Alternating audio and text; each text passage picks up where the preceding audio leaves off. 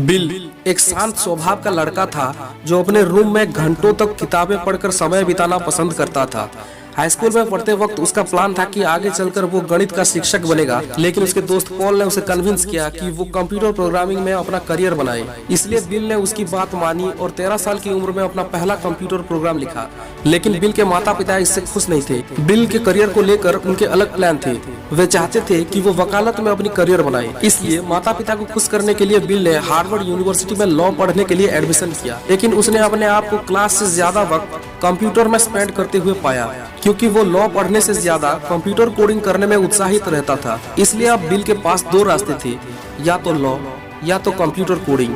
वो Harvard university से बाहर निकल गया और माइक्रोसॉफ्ट नाम की एक कंपनी खोली अपने बचपन के दोस्त पॉल के साथ मिलकर। लेकिन सब कुछ सही से नहीं चल रहा था। पहले कंपनी की आर्थिक स्थिति ठीक नहीं थी। उनके कुछ बड़े ग्राहक दिवालिया हो गए थे।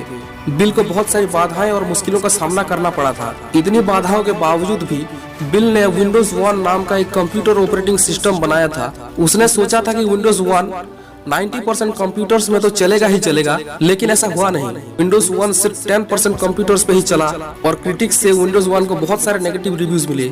ये बिल जैसा चाहता था बिल्कुल उसका उल्टा हुआ। वो निराश हो गया और उसके सामने ये एक बहुत बड़ी बाधा खड़ी थी। लेकिन माइक्रोसॉफ्ट का सक्सेस इसके बाद ही शुरू हुआ। 2 साल की कड़ी मेहनत के बाद बिल ने विंडोज 2 नाम का एक नया ऑपरेटिंग सिस्टम बनाया। माइक्रोसॉफ्ट वर्ड और एक्सेल इसमें नए इंट्रोड्यूस किए गए थे। ये विंडोज 2 इतना सफल हुआ कि कंप्यूटर्स की दुनिया में इसने एकदम से रिवॉल्यूशन ला दिया। विंडोज 2 90% कंप्यूटर्स में चलने लगा। बिल सिर्फ 31 साल की उम्र में करोड़पति बन गया था और 8 साल के बाद बिल दुनिया का सबसे अमीर व्यक्ति बन गया था। दोस्तों, अब आप लोग जान चुके होंगे कि ये कहानी किसकी है। ये कहानी है माइक्रोसॉफ्ट कंपनी के फाउंडर बिल गेट्स की, जिन्होंने अपने दोस्त पॉल एलन के साथ मिलकर माइक्रोसॉफ्ट कंपनी की शुरुआत की थी। हमको उनकी सक्सेस की कहानी से बहुत कुछ सीखने को मिलता है। दोस्तों, मैं ये नहीं कह रहा कि आप अपने स्कूल कॉलेज को छोड़कर दूसरे बिल गेट्स बन जाओ। लाइफ में सक्सेस पाने के लिए ये जरूरी नहीं कि आप जीनियस हो। जी हाँ, इस बात से बहुत से लोग विमुख हो सकते हैं, लेकिन ये सच है। अगर जीनियस होना जरूरी नहीं तो क्या जरूरी है? अपने काम को करने का पैशन होना चाहिए और आप जो भी काम कर रहे हैं वो आपको फ्यूचर में कितना सक्सेस देगा, इसका एक विजन आपके मन के अंदर होना जरूरी है। हो सकता है आप एक छोटा बिजनेस कर रहे होंगे, घर से काम कर रहे होंगे, कोई म्यूजिकल इंस्ट्रूमेंट प्ले कर रहे होंगे, स्पोर्ट्समैन हो सकते हैं, या तो कोई जॉब कर रहे होंगे। खुद पे यकीन कीजिए और असफलता को अपने आप पर हावी होने मत दीजिए। इससे शिक्षा लीजिए। बिल गेट्स भी अपने करियर में बहुत बार असफल हुए हैं। वो सब कुछ पूर्वानुमान नहीं कर पाते थे, इसलिए पहले से ही बहुत सी बाधाएं और असफलता के शिकार हुए हैं। बिल गेट्स अपने समय के उपयोग को लेकर हमेशा सीरियस थे और समय नष्ट करने की सोच से भी वो घृणा करते थे।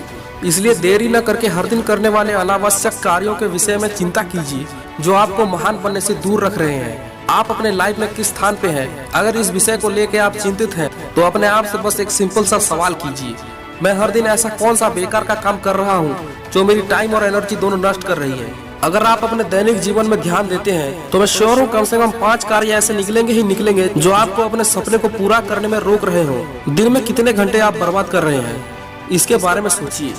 आप अपने लक्ष्य के कितने नजदीक पहुँच पाए हैं? अर्थहीन एवं बिना जरूरत के कार्य को करने से बचिए। अपना दिन कैसे बिताना है इसका प्लान बनाइए। हर दिन सुबह एक ही समय पे उठिए और जीवन का आरंभ एक लक्ष्य के साथ कीजिए। अब ये बताइए, आप अपने सपने पूरा करेंगे या दूसरों से पैसा लेकर उनके सपने पूरे करेंगे? डिसीजन आपका है। तो आपकी स्टोरी क्या है? अगर मेरी बातें आपके दिल को छू गई तो इस चैनल को सब्सक्राइब कीजिए और वीडियो को लाइक कीजिए और अपने दोस्तों के साथ भी इसे शेयर कीजिए। जय हिंद।